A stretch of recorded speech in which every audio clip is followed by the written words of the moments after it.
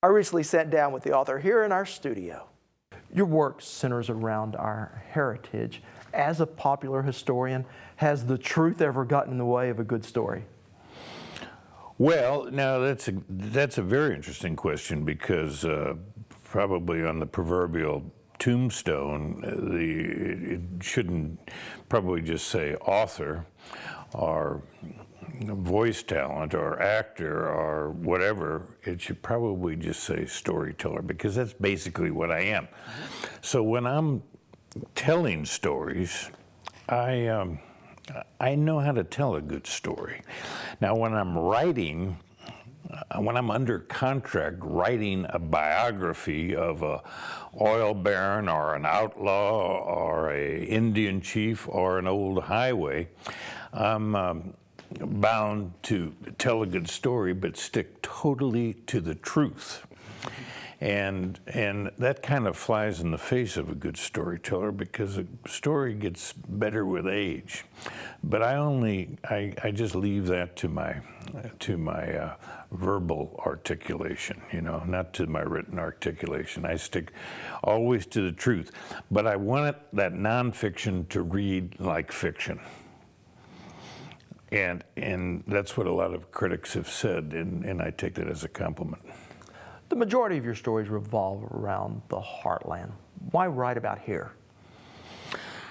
I'm a son of the heartland. I'm a son of Route 66. I was born right off of Route 66 in Missouri, about as far as Stan Musial could swat a hardball at the end of the war, just at the beginning of the great heyday period of the highway.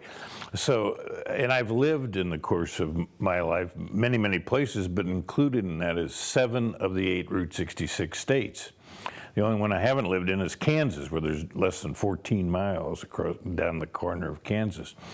So the heartland, if you will, is very important to me. And a good part of that is Oklahoma. Now, I don't write exclusively about Oklahoma, but Oklahoma comes up in a lot of my books, and I've been able to mine and plumb the depths of this Oklahoma history that has been generally overlooked, the most interesting parts of it. When you wrote of the Mother Road, what type of reception did it get? It was a tremendous reception. That book came out in 1990, Route 66, The Mother Road, and during the course of that first national tour, we had to go back to press twice while I was out on the road. And at first I thought, well, I knew there were other like-minded people like me who knew that 85% of the road was still there between Chicago and Santa Monica. But then it really got to the point where very soon I was surprised by the reception. It was tremendous, and it's never stopped. Here we are 1 million copies later with that book, and it's spawned all sorts of interest. It really did. And the thing I'm more proud of than anything else, all the awards it's won, the Pulitzer nomination, the fact that it helped create the Cars movie, all of that.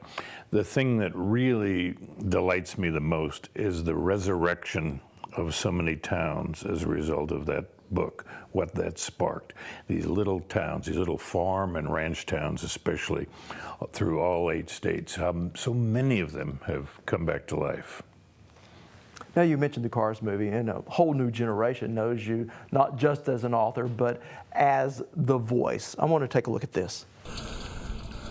Boy, you're in a heap of trouble. Now, you are the voice of the sheriff in the Pixar I am Cars. indeed. I'm the high sheriff of Radiator Spring. How did that all come about? It came about many years ago, before Cars was even named. I was at my hideout out in Santa Fe, and John Lasseter, the creative head of Pixar, now the creative head of Pixar and Disney, tracked me down, and my wife Suzanne called me, and she said, John Lasseter really wants to talk to you. So I called him at the studio in Emeryville, California, in the Bay Area, and he said, you're the go-to guy. He said, I really want to do a movie about a race car, and the venue, the highway, has to be the Mother Road.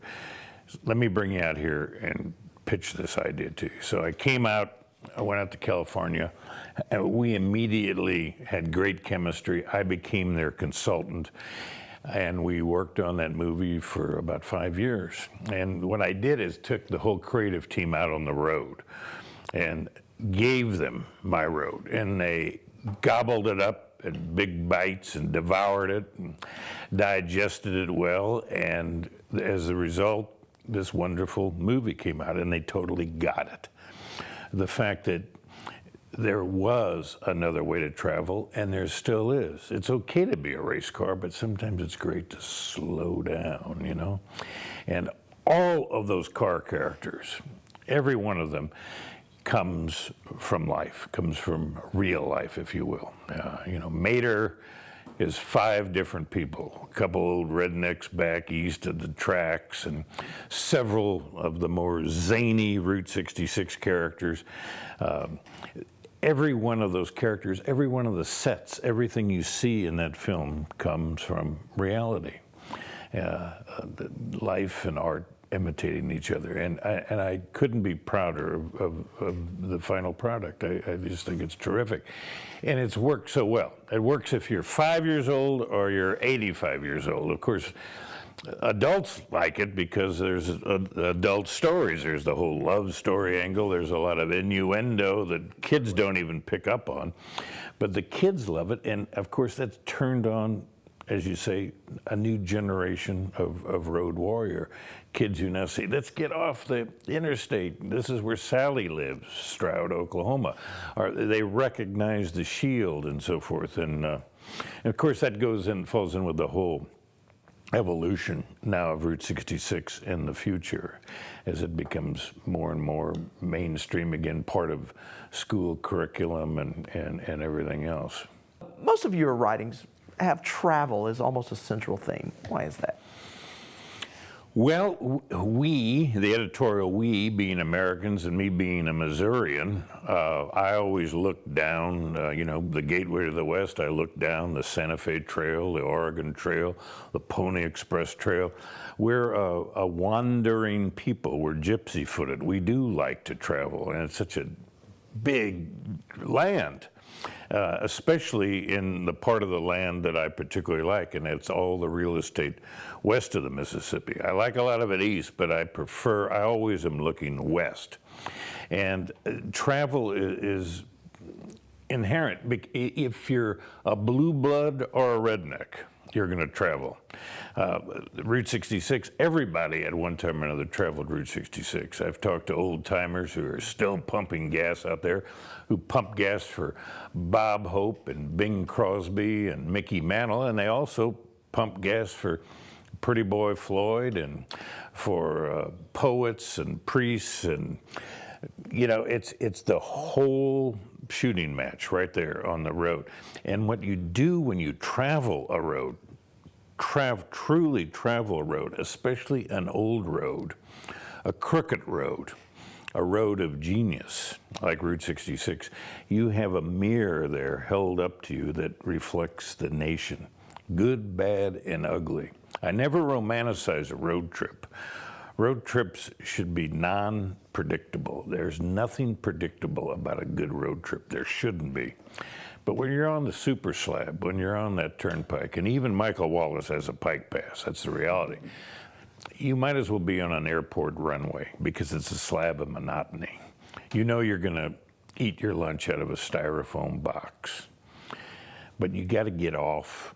Life begins at the off-ramp, and when you get off and when you go into a little town, whether it's on Route 66 or the Santa Fe Trail or the Tamiami Trail or the Lincoln Highway, or a little country road right around Stillwater, Oklahoma. If you go into a cafe that you've not been into before, it's adventure. You could get ptomaine poisoning, but you might find the meatloaf platter that you'd kill your mother for. When we come back, we will continue our conversation with Mr. Wallis about some of his latest work.